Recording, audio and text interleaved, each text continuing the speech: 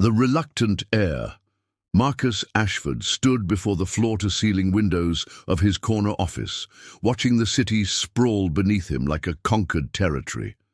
At 28, he commanded respect in boardrooms across 3 continents. Yet, today, he felt like a prisoner in his own empire. The wedding invitation on his mahogany desk seemed to mock him, his own name embossed in gold letters alongside that of a woman he barely knew. "The Moreau girl seems pleasant enough," his father had said 3 months ago, sliding a thin dossier across the same desk where Marcus now brooded. "Her family's shipping connections will complement our manufacturing interests perfectly." Marcus had flipped through the sparse photographs with growing disappointment. Celeste Moreau appeared unremarkable in every image. Brown hair pulled back severely, conservative clothing that hid her figure, and eyes that seemed to avoid the camera's gaze. She looked like someone who would fade into wallpaper at social gatherings, the type of woman chosen for her family's money rather than any personal qualities. Their handful of supervised meetings had done nothing to change his impression. She spoke only when addressed, offered polite but forgettable responses, and seemed content to let her parents guide the conversation. Marcus had found himself wondering if she possessed any opinions of her own, or if she was simply another well-bred ornament being passed between powerful families. The irony wasn't lost on him. Here he was, Marcus Ashford, a man who had built his reputation on reading people and situations with laser precision, yet he couldn't summon any genuine interest in his own bride-to-be. She seemed pleasant enough, as his father had promised, but pleasant felt like settling for lukewarm coffee when you craved fire. His assistant knocked softly before entering. "The car is ready, Mr. Ashford. The ceremony begins in 2 hours." Marcus nodded without turning from the window. 2 hours until he pledged his life to a stranger. 2 hours until he locked himself into what would likely be a passionless marriage of convenience, complete with separate bedrooms and polite dinner conversations about weather and stock prices. He had dated women who challenged him, who sparked debates that lasted until dawn, who looked at him with fire in their eyes rather than dutiful submission. But those relationships had been luxuries he could no longer afford. The Ashford name demanded stability, respectability, and strategic alliances. Romance was a complication his family's reputation couldn't weather, especially after his younger brother's highly publicized scandal with that actress. The drive to the cathedral passed in a blur of Chicago's autumn landscape. Marcus adjusted, his cufflinks for the 10th time, a nervous habit he hadn't indulged since his first major acquisition at 24. His best man, James, attempted light conversation about market trends, but Marcus found his attention drifting. He wondered what Celeste was thinking as she prepared for the same ceremony. Did she resent being traded like a commodity? Or had she been raised to accept this as simply the way their world operated? Perhaps she was relieved to marry someone respectable, someone who wouldn't embarrass her family or squander her inheritance. Maybe she even preferred a husband who wouldn't demand too much emotional investment.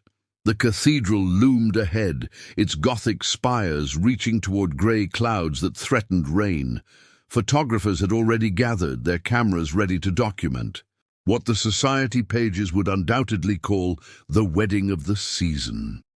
Marcus straightened his shoulders and adopted the confident expression that had served him well in countless negotiations.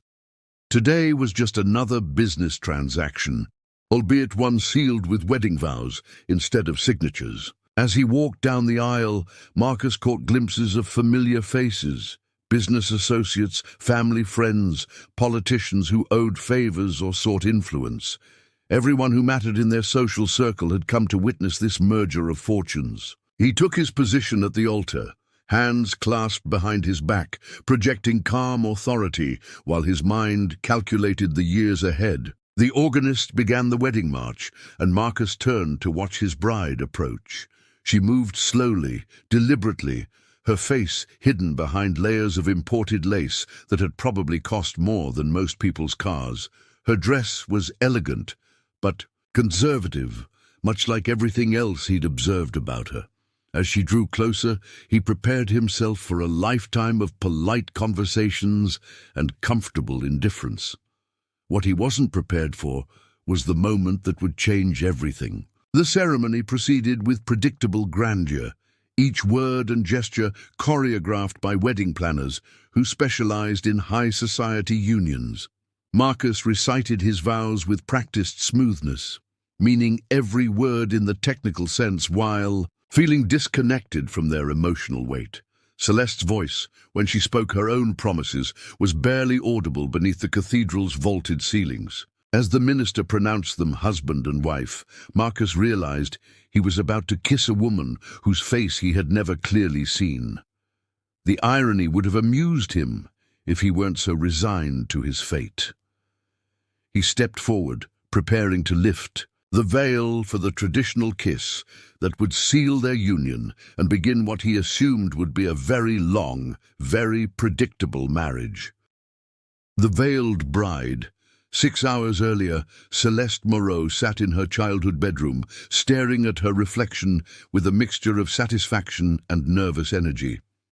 The woman looking back at her bore little resemblance to the plain, forgettable creature she had presented to Marcus Ashford over the past 3 months. Her rich auburn hair cascaded in natural waves past her shoulders, freed from the severe buns she had tortured it into during their courtship meetings. Her emerald eyes sparkled with intelligence and mischief, no longer hidden behind the thick-rimmed glasses she didn't actually need. "Miss Celeste, your mother is asking about the final preparations," her longtime maid Rosa announced as she entered with the wedding dress draped carefully over her arms. Celeste smiled, running her fingers through her unbound hair one last time. "Tell her I'll be down shortly. And Rosa, thank you for keeping my secret all these months." Rosa had been the only one who knew about Celeste's elaborate deception. The older woman had watched her young charge transform herself into a wallflower with theatrical precision, using makeup to create shadows under her eyes, wearing ill-fitting clothes that hid her naturally graceful figure, and practicing a demure posture that disguised her usual confident bearing. "Your father would have my head if he knew I helped you deceive the Ashfords," Rosa muttered, but her eyes twinkled with approval. She had raised Celeste from childhood and understood better than anyone the fierce intelligence behind the young woman's green eyes. Celeste had her reasons for the masquerade, reasons that went far deeper than simple vanity or games. At 26, she had watched too many women in her social circle marry for convenience, only to discover their husbands cared nothing for their minds, their dreams, or their souls. These men wanted decorative wives who would bear heirs and organize charity galas without challenging their authority or independence. Marcus Ashford's reputation preceded him. Brilliant in business, undeniably handsome, and absolutely ruthless when it came to getting what he wanted. She had researched him thoroughly before their first meeting, reading every interview, studying every photograph, and talking to women who had dated him. The picture that emerged was of a man who appreciated beauty and sophistication, but had little patience for emotional depth or vulnerability. So she had given him exactly what she thought he expected from an arranged marriage, a plain, compliant wife who would blend into the background of his important life. If he had shown any curiosity about her real thoughts, any interest in discovering who she truly was beneath the facade, she might have revealed herself sooner. Instead, he had accepted her performance at face value, confirming her suspicions about his priorities. "Are you certain about this plan?" Rosa asked as she began lacing Celeste into the intricate wedding gown. "What if he becomes angry when he discovers your deception?" Celeste considered this as she watched her reflection transform once again. The wedding dress had been designed to complement her real appearance, not the mousy creature she had pretended to be. It hugged her curves in all the right places, the ivory silk bringing out the warmth in her skin tone and making her eyes appear even more vivid. "Then I'll know exactly what kind of man I've married," she replied. "If Marcus can only value me for my appearance, if he becomes angry rather than intrigued by my deception, then we'll have a marriage exactly as superficial as he expected.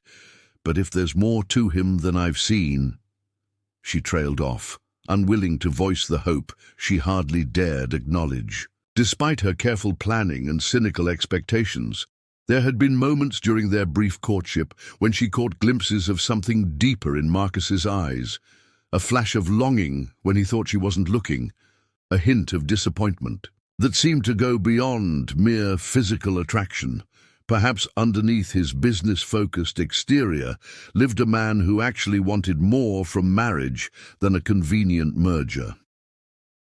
The limousine ride to the cathedral gave Celeste time to review her strategy one final time. She would maintain her disguise through the ceremony, giving Marcus no hint of what awaited him. Only when they were alone, when the performance was no longer necessary, would she reveal her true self. His reaction would tell her everything she needed to know about their future together. As they arrived at the cathedral, Celeste's mother squeezed her hand nervously.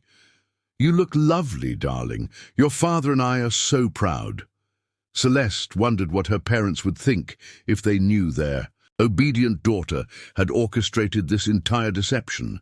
They believed they had arranged a sensible match between two respectable families. They had no idea their daughter was conducting an elaborate test of character that would determine whether this marriage became a battlefield or a partnership.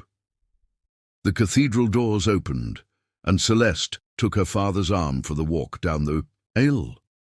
Through the layers of antique lace that obscured her vision, she could see Marcus waiting at the altar, looking devastatingly handsome in his tailored tuxedo. Her pulse quickened, despite her careful emotional control. Whatever else happened tonight, she couldn't deny the physical attraction she had been suppressing for months. As she moved slowly down the aisle, Celeste felt the weight of hundreds of eyes upon her.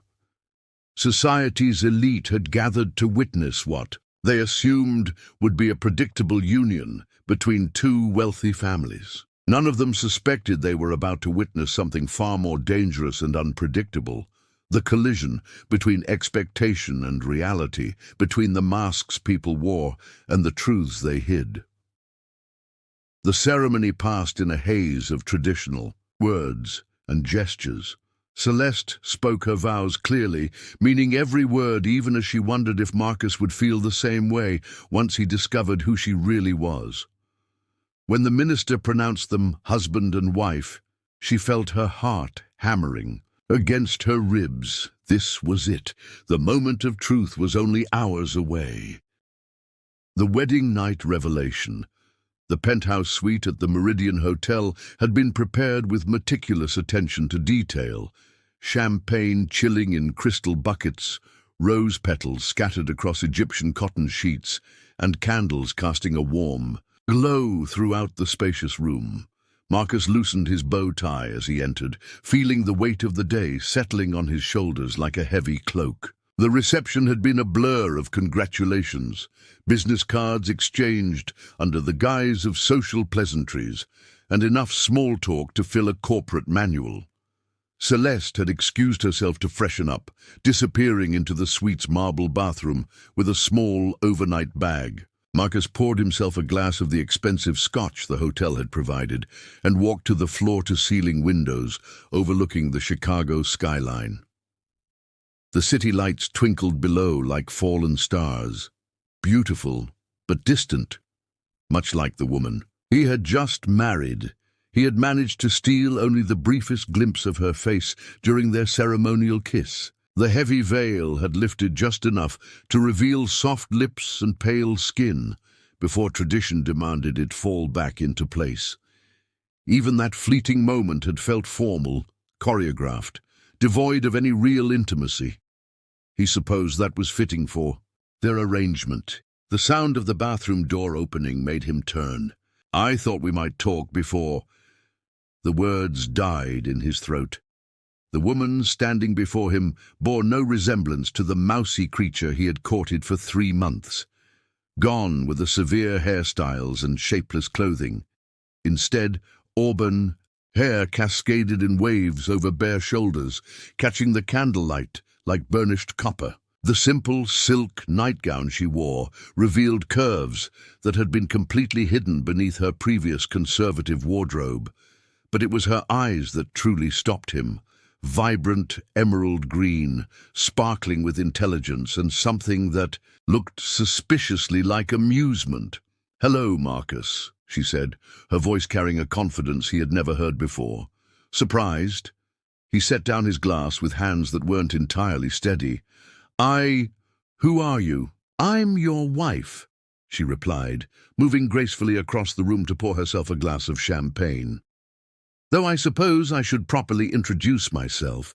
I'm Celeste Moreau Ashford, the real version, not the performance you've been seeing for the past 3 months." Marcus felt as though the ground had shifted beneath his feet.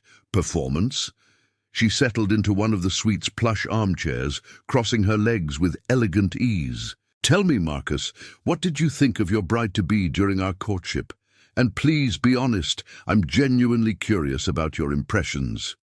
He stared at her, his mind racing to reconcile this confident, stunning woman with the forgettable person he thought he had married.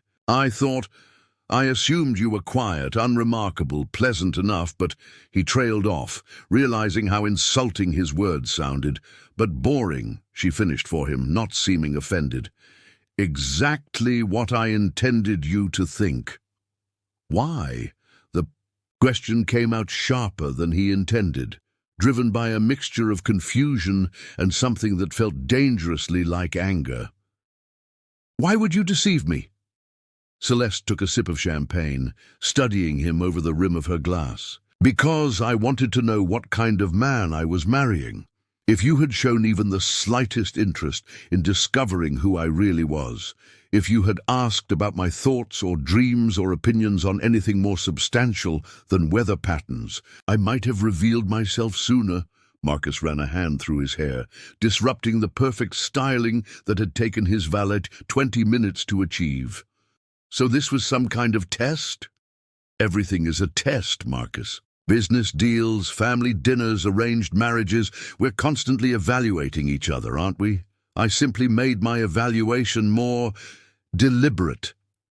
He began pacing, his usual composure cracking as the implications of her words sank in. "Do you have any idea what this means? The contracts our families signed, the merger agreements, they were all based on the assumption that I was marrying someone completely different. Were they?" She leaned forward, her green eyes flashing. "Check. The paperwork, Marcus. You'll find my legal name, my actual educational background, my real financial holdings. Every fact about me was accurate. I simply chose which version of myself to present. The version designed to make me think I was settling for a convenient arrangement," he said, the pieces clicking into place, "while you were actually—" "Actually what?" she challenged.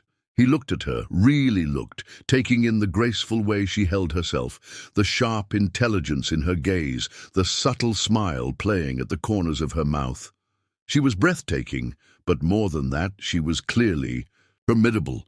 This was not a woman who would fade into the background of his life. This was someone who would demand to be seen, heard, respected. "You're magnificent," he said quietly, the admission surprising them both. Something flickered across her face, vulnerability perhaps, or hope quickly hidden.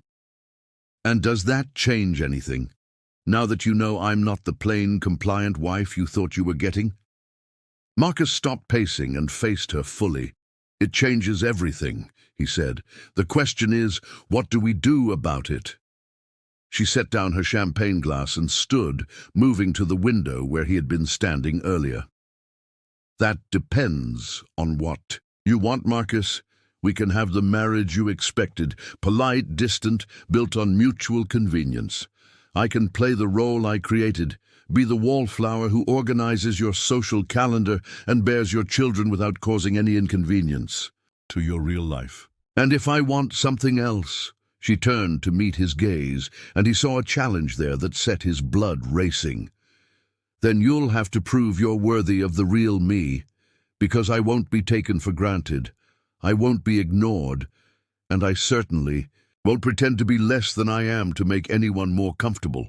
Marcus felt something shift inside his chest, a sensation he hadn't experienced in years. It took him a moment to recognize it as genuine excitement, not the calculated satisfaction of closing a profitable deal, but the thrill of encountering someone who might actually be his equal. "I think," he said, moving closer to her, "that I've been a complete fool." "Oh, you have," she agreed with a smile that was both forgiving and predatory. "The question now is whether you're brave enough to do something about it." The game of hearts. Marcus woke before dawn, his internal clock disrupted by the weight of the previous night's revelations. Beside him, Celeste slept peacefully, her auburn hair fanned across the pillow like spilled wine. They had talked until nearly 3 in the morning, carefully circling each other like skilled negotiators, each revelation balanced by a counter-question, each moment of vulnerability matched by a defensive retreat. He had learned that she spoke 4 languages fluently, held 2 master's degrees she had never mentioned, and had been secretly managing a significant portion of her family's international investments for the past 3 years. She, in turn, had drawn admissions from him about the loneliness of his position, his fears about following in his father's footsteps, and the relationships he had sabotaged because they demanded more emotional investment than he felt safe making. But for all their honesty, Marcus sensed they were still playing a game. Perhaps a different game than before, but a game nonetheless. Celeste was testing him, pushing boundaries to see if he would retreat into the safe distance of a business partnership or step into the uncertain territory of genuine intimacy. "You're thinking very loudly," she murmured without opening her eyes. "It's going to wake the neighbors." He turned to study her profile in the morning light. Even in sleep, there was an alertness about her, as if part of her remained perpetually ready for whatever challenge might arise. "I'm trying to figure out how to navigate this new arrangement." She opened one eye, regarding him with amusement. "Arrangement? Is that what we're calling it? What would you prefer I call it?" "A marriage," she said simply, sitting up and drawing the sheet around herself. "Assuming you're willing to actually try for one." Marcus propped himself up on one elbow. "And what would trying look like exactly?" "Well, for starters, you could stop analyzing me like a quarterly profit report." She slipped from the bed and moved to the window, silhouetted against the Chicago skyline. "You keep looking at me like you're calculating my market value." "That's not—" He stopped, recognizing the truth in her observation. It was exactly what he had been doing, weighing her revealed assets against the liabilities of his own emotional investment. "You're right. I'm sorry." "Don't apologize," she said, turning back to face him. "Show me you can do better." The challenge in her voice made something competitive flare to life in his chest. Marcus Ashford had built his reputation on never backing down from a challenge, whether in the boardroom or elsewhere.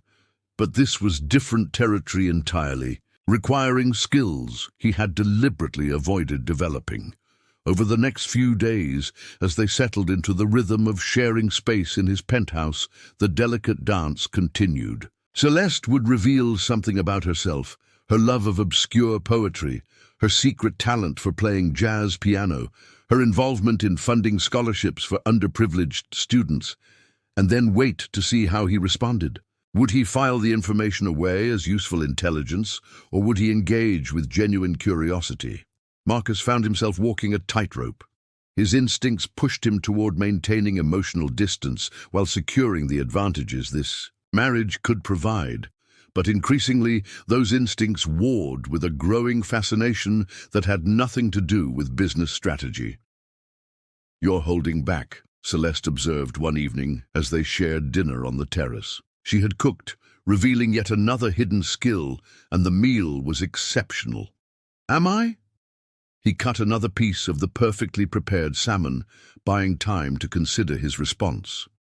"You ask the right questions, you listen carefully, but there's a wall behind your eyes. You're participating in intimacy without actually being intimate." Marcus set down his fork, meeting her gaze directly. "And you're not? What do you mean? Every revelation you offer me is calculated for maximum impact. You're not sharing yourself, Celeste. You're performing yourself. Different performance than before, but still a performance." Her green eyes flashed, and for a moment he thought he had gone too far. Then slowly she smiled. "Touché. Though I might argue that everyone performs to some degree. The question is whether we're performing for each other's benefit or our own. Protection. Both, probably." "Probably?" She leaned back in her chair, studying him with renewed interest. "So what are you protecting yourself from, Marcus Ashford?"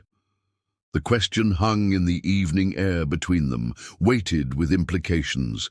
He could deflect, change the subject, retreat into safer conversational territory, or he could answer honestly and see where it led. "From wanting something I might not be able to keep," he said finally. "Such as?" "You."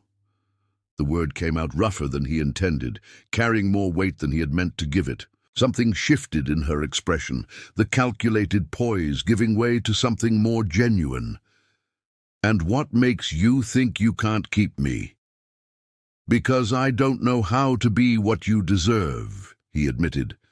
"I know how to acquire things, how to manage them, how to leverage them for advantage. I don't know how to simply love them." The silence stretched between them, filled with the distant sounds of the city below. When Celeste finally spoke, her voice was softer than he had heard it before. "Love isn't something you know how to do, Marcus.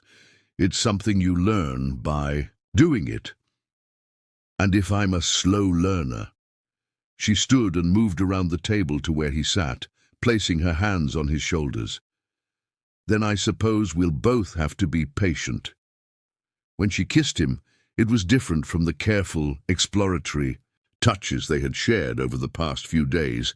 This kiss carried promise and challenge in equal measure, a declaration of intent that made his pulse quicken and his careful defenses crumble. As they broke apart, Marcus found himself looking into eyes that held no trace of performance or calculation, only a woman willing to gamble on the possibility that two people who had married for convenience might discover something worth fighting for. "One more question," he said, his hands coming up to frame her face. "What's that? If I learn to love you properly, will you teach me who you really are? Not the performance for my benefit or your protection, but the actual woman I married." Her smile was radiant and slightly dangerous. "Marcus Ashford, you have no idea what you're asking for. Try me." The choice of love. 3 months later, Marcus stood in the same spot where he had brooded on his wedding day. But everything had changed. The view from his office window remained the same, yet he saw it through different eyes. Eyes that had learned to notice beauty alongside strategy, connection alongside conquest. "The Johannesburg deal is ready for your signature," his assistant announced, placing a thick folder on his desk. "And Mrs. Ashford called to remind you about dinner with her parents tonight." Mrs. Ashford. The title still sent an unexpected thrill through him, though not for the reasons he would have anticipated 6 months ago. It wasn't the merger of family fortunes that pleased him, but the woman who had claimed the name and made it her own, while somehow making him worthy of sharing it. The transformation hadn't been easy. Celeste had kept her promise to show him who she really was, and the reality had been both more challenging and more rewarding than he could have imagined. She was brilliant, yes, but also stubborn to a fault. Generous with her time and resources, but unforgiving when her trust was betrayed. She could be tender and vulnerable in private, then turn around and demolish a business rival with surgical precision in public. She had fought him on everything from redecorating his sterile penthouse to restructuring his company's charitable foundation. She questioned his decisions, challenged his assumptions, and refused to be relegated to the role of decorative spouse. There were nights when they argued until dawn, their conflicts as passionate as their reconciliations. "You married a force of nature," James had warned him after witnessing one of their more spirited debates about environmental policy at a dinner party. "Are you sure you can handle her?" Marcus had watched Celeste across the room, holding court. With 3 senators and a Supreme Court justice, her green eyes sparkling with intelligence and barely contained mischief. "I'm not sure I could handle living without her." That realization had terrified him more than any hostile takeover or market crash. Somewhere between her calculated revelation and their current complicated harmony, he had fallen completely, irrevocably in love with his wife, not just with her beauty, though she took his breath away every time she walked into a room. Not just with her intelligence, though her mind challenged and delighted him daily. He loved her courage in revealing herself, her wisdom in testing him, her patience in teaching him how to be worthy of what they were building together. The intercom buzzed, interrupting his thoughts. "Mr. Ashford, Mrs. Ashford is here to see you. Send her in." Celeste entered with the confident stride he had come to adore, wearing a navy suit that was both professional and alluring. Her hair was pulled back in an elegant chignon, but he could see the slight disarray that suggested she had been running her hands through it, a habit she indulged when she was nervous or excited about something. "We need to talk," she announced. Without preamble, Marcus felt his stomach drop. Those 4 words had preceded every relationship-ending conversation in his past. "About what?" Instead of answering, she moved to his desk and picked up a photograph that hadn't been there that morning, a picture of the 2 of them from their honeymoon in Tuscany, laughing at some joke he couldn't remember, but whose joy he could still feel. "Where did that come from?" he asked. "I had it framed," she said, setting it down carefully. "I wanted to see how it would look on your desk." "And?" "It looks right." She turned to face him, and he saw something in her expression that made his pulse quicken. "Marcus, I need to tell you something, and I need you to listen without interrupting." He nodded, not trusting his voice. "When I created that elaborate deception, when I decided to test you before our marriage, I told myself it was about finding out if you could value substance over surface, character over convenience." She moved closer, her hands clasped tightly in front of her. "But that wasn't the whole truth." "What was the whole truth?" "I was already falling in love with you." The words hit him like a physical blow. "What?" "During those terrible, stilted meetings with our parents, when I was pretending to be someone else, I kept catching glimpses of who you really were underneath all that polished businessman exterior.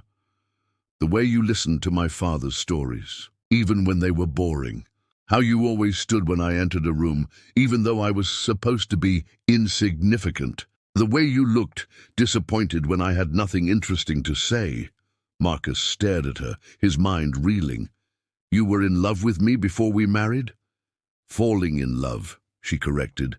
"And it terrified me, because I knew that if I revealed my true self and you rejected me, it would destroy me.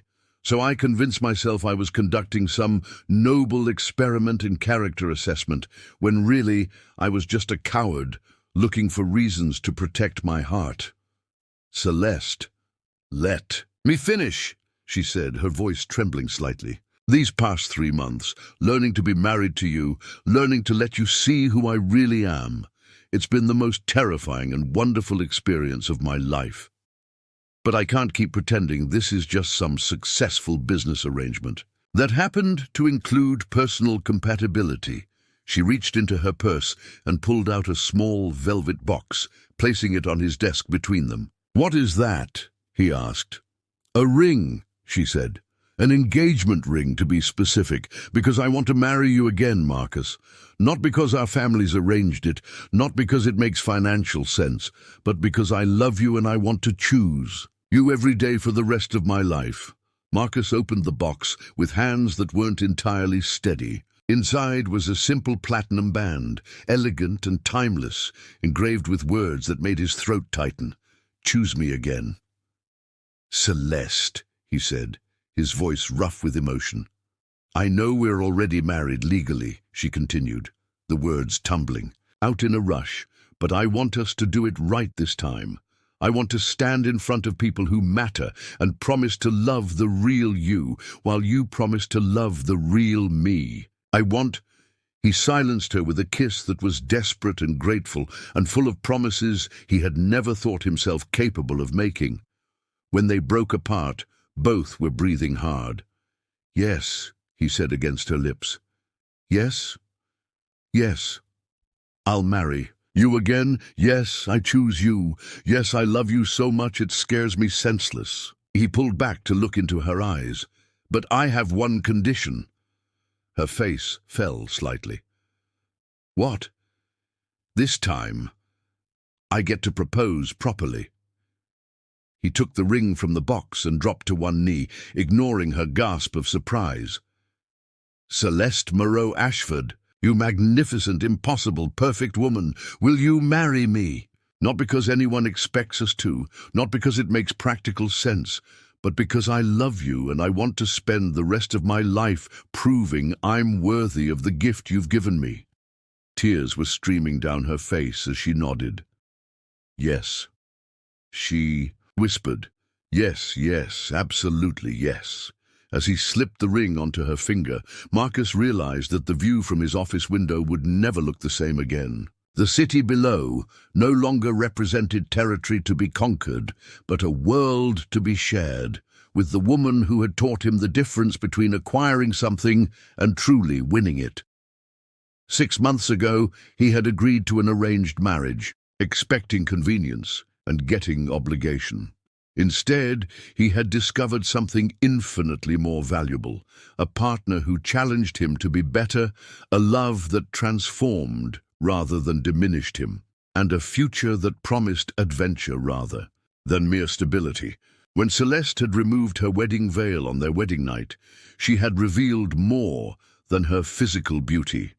She had shown him the possibility of a life lived authentically, courageously, and with complete commitment to the person, brave enough to love her in return. As they stood together in his office, the afternoon sun painting everything gold, Marcus understood that some arrangements were worth far more than anyone could have anticipated. The best ones, it turned out, were the ones that stopped being arrangements at all and became choices, made freely, joyfully, and again, every single day. The end.